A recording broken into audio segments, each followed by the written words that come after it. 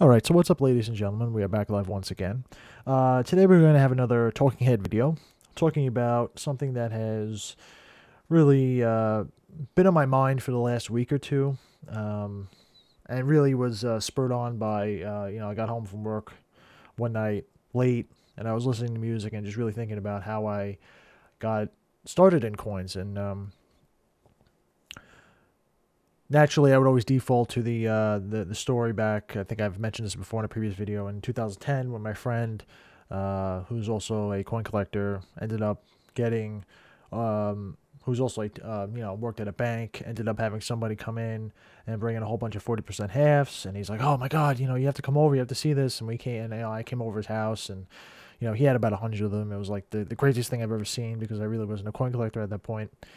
And we cleaned them, and we looked up on Google how to clean it, and we got the lemon juice and the salt and all these things, and we buffed them up really nice, and it actually came out really good, although they were cleaned. And so all ignorance aside, so I would default to that story.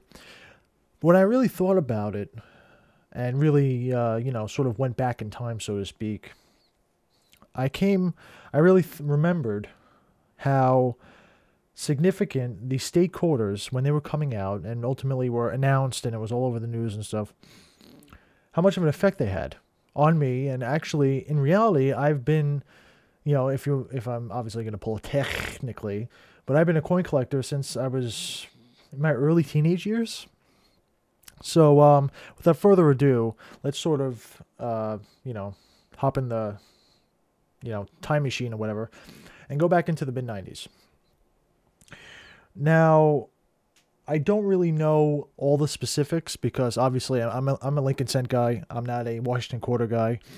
But it was really interesting to me how, if you really think about the coins at that point in the mid 90s, the only real major sort of commemorative circulatory thing that the mint has done up to that point, or at least the most recently, was the bicentennial stuff in the mid 70s, right? You had the bicentennial quarter, bicentennial half, then the bicentennial Ike dollar. And other than that, I really can't think. Obviously, before that, if you wanna pull another technically, you want to say the Kennedy half has been a centennial since '64. Okay, fine, but or not a centennial, a sort of a commemorative thing. Okay, I'll freely admit that. But coins really weren't. I hate to say the word cool because, well, whatever. Let's just leave that alone. Coin collecting wasn't really popular, and it seemed like my limited knowledge on the topic, and again, feel free to correct me, is that the mint was sort of wanting to instill more enthusiasm and popularity into coins. And so somebody happened to bring up the idea of, hey, why don't we do a commemorative series commemorating the 50 states, you know? And it was introduced into some subcommittee, and then ultimately gained steam until one of the representatives in the House introduced a bill. And then it went to those subcommittees, and then it got passed in the House, went to the Senate, went through their subcommittees, got passed into the Senate, ultimately made its way to the president, who was Clinton at the time, mid 90s. And ultimately he signed it into law, and then we had the 50 state quarter commemorative program.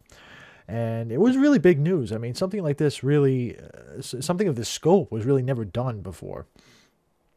And so young me, it being all over the news, I was like, oh, okay, that's fine. But ironically enough, my father was the one that was really into it. And, as the program went on, so to speak, and as we were seeing those coins sort of in circulation,